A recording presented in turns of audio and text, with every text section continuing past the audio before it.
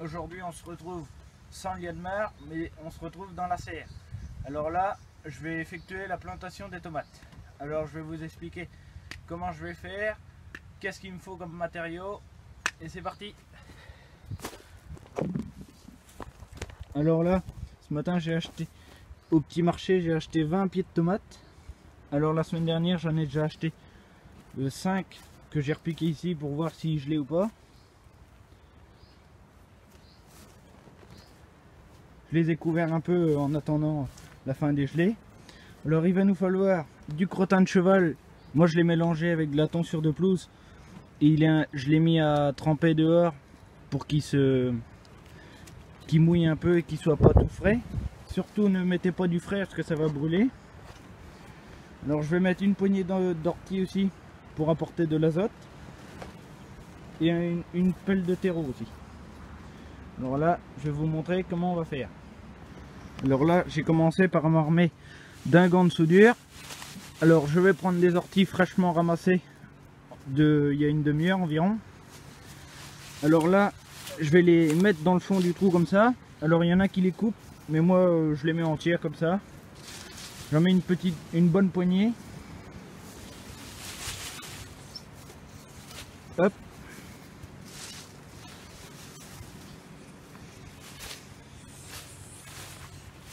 Alors ça va apporter un peu d'azote. Après je vais prendre ma pelle. Alors je viens de faire les trous, on peut voir que la terre reste fraîche quand même.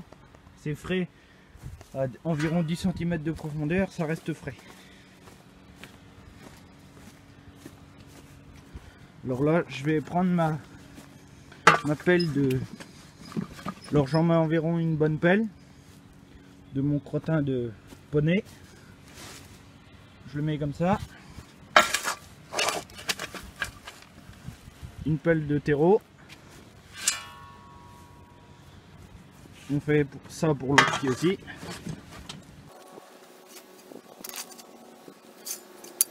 Alors là après je vais apporter mon pied de tomate. Alors il y en a qui les mouillent pour qu'ils se décollent plus facilement du pot, mais moi ça va comme ça. Ça va comme ça. Alors on peut voir qu'il y a un habillage racinaire. Alors là je vais le poser comme ça. Il a été mouillé un petit peu aussi avant. Là je vais repositionner ma terre.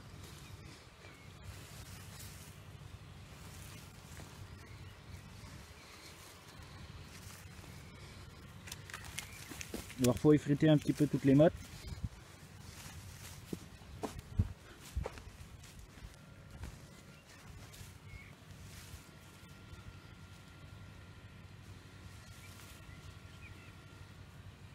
Alors on tasse un petit peu autour pour faire une cuvette pour que l'eau y reste.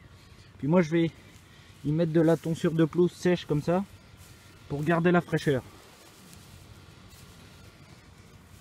Comme ceci. Alors là je vais ramener un peu de terre en passant un petit tour aussi. Et puis voilà. Je remets un petit peu de tonsure de pelouse. C'est de la tonsure qui a été mise il y a au moins 2 mois pour garder la fraîcheur dans la serre avant de mettre la bâche. Donc là, je vais arroser un petit peu après. Puis je vais continuer pour tous les autres trous et tous les autres pieds. Je vais vous montrer comment. Alors là, je vais procéder à mes trous. Alors, je les fais à la pelle à maçon normale. Je fais un bon trou pour mettre les 2 pelles de terreau là et de crottin et puis la bonne poignée d'ortie. Alors tirer 3-4 pelles de terre, c'est suffisant.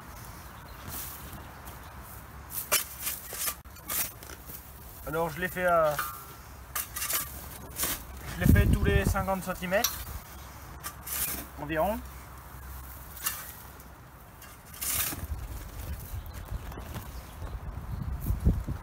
Alors on peut voir qu'il y a un de mes copains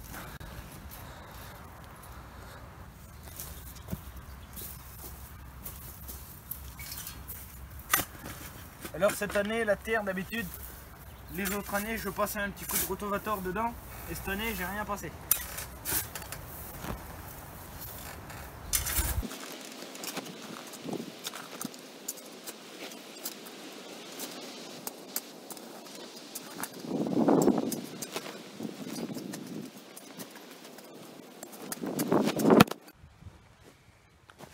Alors là, je vais continuer pour mettre mes poignées d'ortie, mon crottin et mon terreau.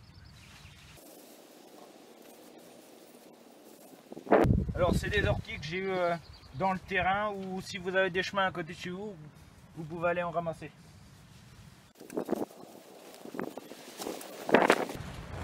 Alors là je mets une pelle de crottin mélangée à la tonsure de pelouse et une pelle de terreau. Alors il y a eu du terreau, du marc de café, de la tonsure de pelouse évidemment, mélangée avec, puis un peu de bouse de vache. Alors là je vais y mettre mes pieds de tomates. Alors j'ai plusieurs variétés. Il y a de l'aroma, de la Montfavet, j'ai planté de la cœur de bœuf aussi, et d'autres sortes aussi, mais je me souviens plus le nom. On verra ça à la récolte de la tomate. Alors je le dépote comme ça. Je fais un petit trait comme ça pour casser les racines. Puis là je vais le mettre comme ça.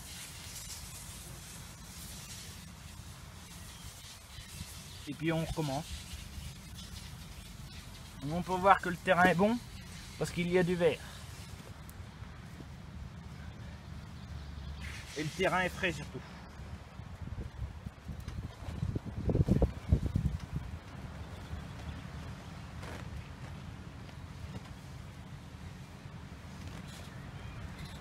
Alors si ça fait une petite bosse, c'est pas grave, ça va se tasser.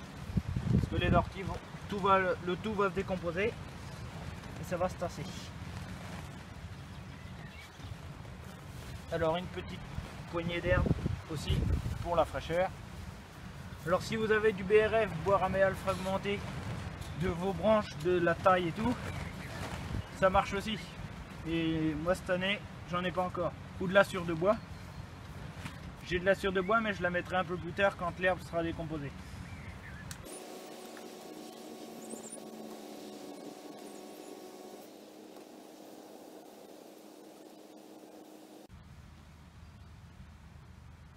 Alors on tasse un petit peu au pied pour faire une cuvette, pour que l'eau il reste un petit peu quand on va arroser.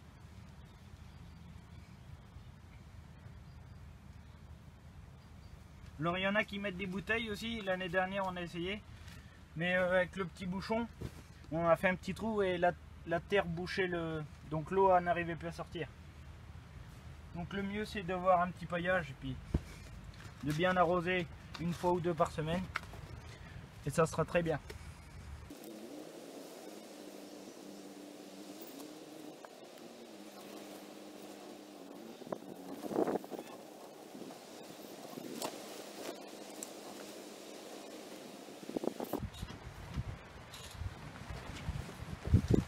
Alors les pots, je les réutilise pour faire des boutures ou des petites plantations ou des semis.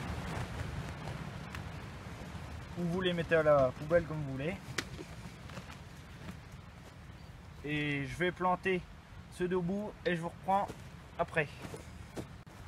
Alors là me revoici, je viens de mettre les orties, le crottin et le terreau dans chaque trou.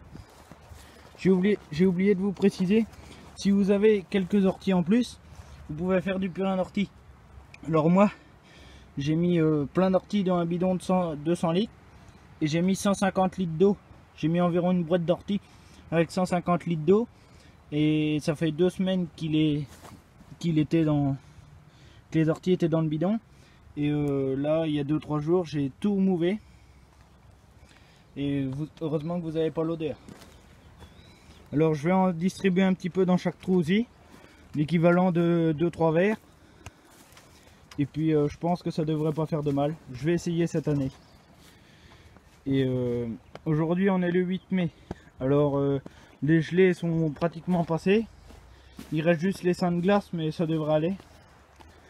Alors voilà. Et je vous reprends après. Alors là, je vais en verser un petit peu dans le trou comme ça. Hop. Je vais faire répéter ça sur toutes les plantations de tomates que j'ai à faire. Alors il y en a 8 que je n'ai pas fait. Je vais voir s'il y a une différence avec le purin d'ortie et sans purin d'ortie.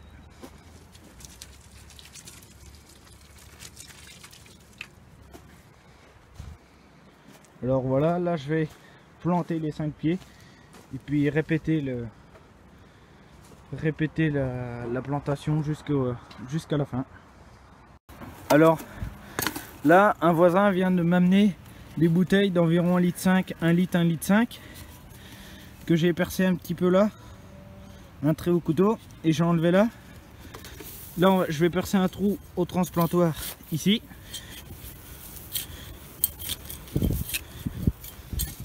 Et je vais mettre ma bouteille comme ça. À une main c'est pas trop facile, mais... Et comme ça, ça va me mettre ma dose d'eau. Et genre en arrosant un petit peu au pied, autour du pied, plus remplir la contenance de la bouteille. Et ben pendant 2-3 jours, ça garde la fraîcheur et il n'y a pas besoin d'arroser. La bouteille et le pied de tomate prend ce qu'il veut dans la bouteille. Donc j'ai 10 bouteilles. Je vais répéter ça pour les 10 pieds.